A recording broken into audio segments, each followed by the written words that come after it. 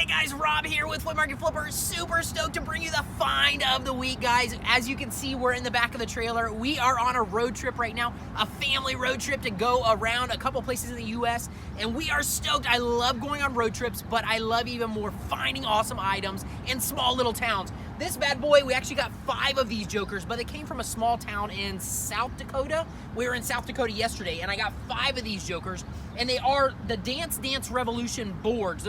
They're more of commercial boards.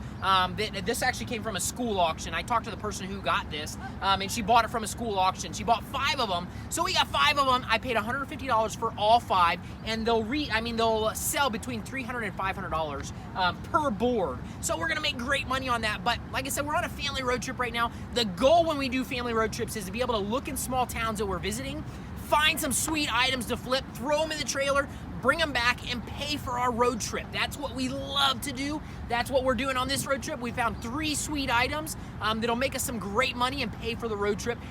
We have another couple days left on the road trip. I'm gonna try to find some more items and still make some more money, but this is what we absolutely love to do. So, all right guys, you guys have a great day. This is the find of the week. See ya!